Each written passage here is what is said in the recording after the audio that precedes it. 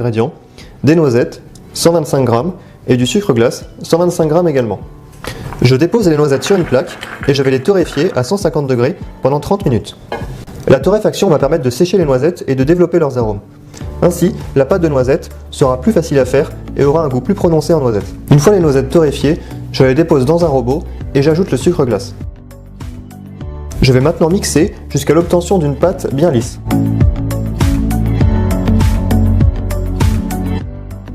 Conservez la pâte de noisette dans une boîte hermétique à température ambiante. A l'aide d'une petite cuillère, je remplis des empreintes en silicone en forme de demi-sphère qui font 3 cm de diamètre. Mettez de côté au moins 40 g de pâte de noisette car on en aura besoin à la fin de la recette. Je place ensuite mon moule en silicone au congélateur pendant au moins 4 heures. On passe tout de suite à la mousse au chocolat au lait.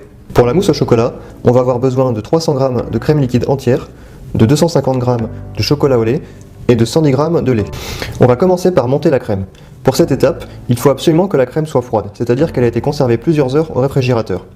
Pour qu'elle monte plus facilement, je laisse mon fouet 5 minutes au congélateur avant de monter la crème. La crème ne devra pas être trop montée comme une chantilly, sinon on risquerait d'avoir des grains dans la mousse au chocolat. Une fois la crème montée, on la réserve au réfrigérateur. Je vais porter le lait à ébullition, puis le verser directement dans le chocolat au lait. Le lait est à ébullition, j'éteins le feu et je le mets directement dans le chocolat. Je laisse le chocolat fondre tout seul pendant 1 minute, puis je le remue avec une spatule jusqu'à former une crème bien lisse et brillante. Une fois le mélange crème-chocolat aux alentours de 30 degrés, c'est-à-dire tiède, j'incorpore la crème montée. Je tourne le bol et en même temps, j'effectue des rotations avec la spatule. Je pars toujours du bas du bol et je remonte tout doucement. J'obtiens ainsi une mousse au chocolat au lait, sans sucre ajouté et sans œufs, faite uniquement à partir de chocolat au lait, de lait et de crème. A l'aide d'une poche à douille, je remplis de mousse au chocolat des moules en silicone qui font environ 6 cm de diamètre. Dans chaque empreinte, j'ajoute ensuite une demi-sphère de pâte de noisette congelée. Je tasse bien avec une petite spatule pour éviter les bulles d'air et j'égalise le dessus pour qu'il soit bien lisse. Je place ensuite au congélateur pendant au moins 6 heures. Pour réaliser le glaçage miroir au chocolat, on va avoir besoin de 180 g d'eau, de 218 g de sucre en poudre, de 75 g de cacao en poudre, de 12 g de gélatine ou 6 feuilles et de 150 g de crème liquide entière. Dans l'eau, je vais ajouter tous les ingrédients sauf la gélatine. Et je vais porter le tout à ébullition. Une fois le mélange à ébullition, j'éteins le feu. Puis j'ajoute la gélatine essorée. Enfin, je filtre le glaçage à travers une passoire. Le glaçage sera utilisé à une température de 30 degrés, c'est-à-dire tiède. Personnellement, je vais le filmer au contact et le laisser reposer au frais au moins 6 heures pour être sûr qu'il n'y a plus aucune bulle d'air. On va maintenant réaliser le sablé au praliné. Donc, comme vous l'aurez deviné, il est composé de pralinés que vous pouvez faire vous-même ou bien acheter. Alors ici on va le faire nous-mêmes. Sachez que c'est quelque chose qui est vraiment très facile à faire.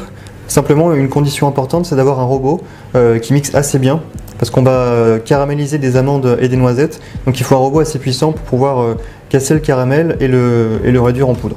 On va ici faire un praliné aux amandes et aux noisettes et on aura ainsi besoin de 125 g de noisettes, de 125 g d'amandes et de 250 g de sucre en poudre.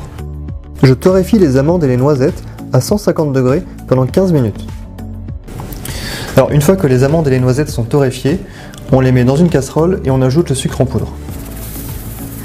On va placer la casserole sur feu vif et le but va être de faire fondre le sucre pour qu'il se transforme en caramel et enrobe les amandes et les noisettes.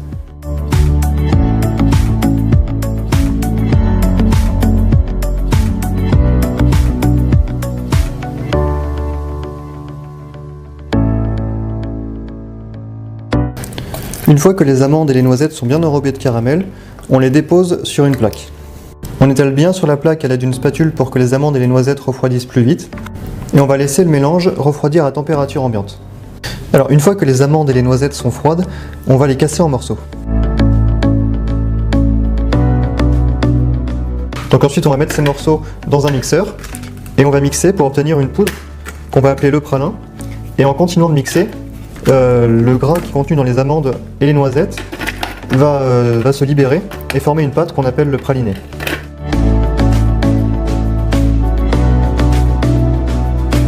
Alors comme par magie, après avoir mixé une dizaine de minutes, on obtient enfin notre praliné. C'est celui-ci qui va nous servir à parfumer notre sablé.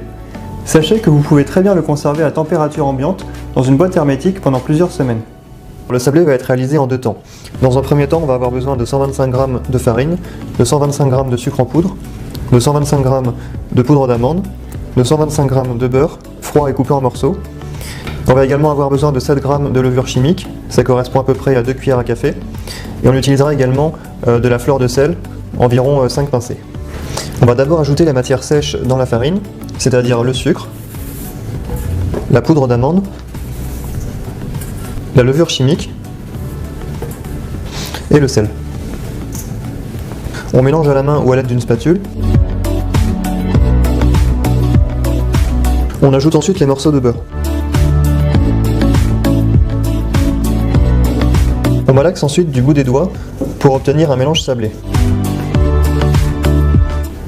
Une fois que le mélange sablé est obtenu, on le dépose sur une plaque. On enfourne à 160 degrés pendant 30 minutes. Alors pour terminer le sablé, il reste à ajouter 3 ingrédients. Donc on se retrouve ici avec le sablé qui est cuit. On va également ajouter 172 g du praliné qu'on a fait tout à l'heure ou que vous avez acheté. On va également ajouter 153 g de crêpe dentelle et 56 g de beurre de cacao, soit en poudre, soit en pistole. Je vous indiquerai les magasins ou les sites internet où vous pouvez facilement en trouver. On va commencer par ajouter le praliné. Vous pouvez mélanger soit à l'aide d'une spatule, soit à la main.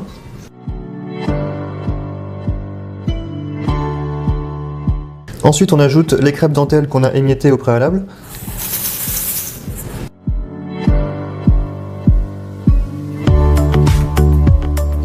J'ajoute enfin le beurre de cacao que j'ai fait fondre doucement dans une casserole. A l'aide d'une petite cuillère, je remplis des cercles en inox pour tarte de 7 cm de diamètre. Je tasse bien à la petite cuillère pour être sûr que tout le cercle est bien rempli. Après 2 heures de repos au frais, je retire délicatement les cercles.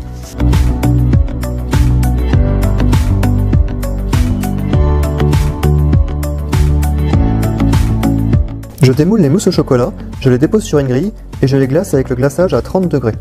Je dépose ensuite chaque mousse sur un sablé et je réserve au frais.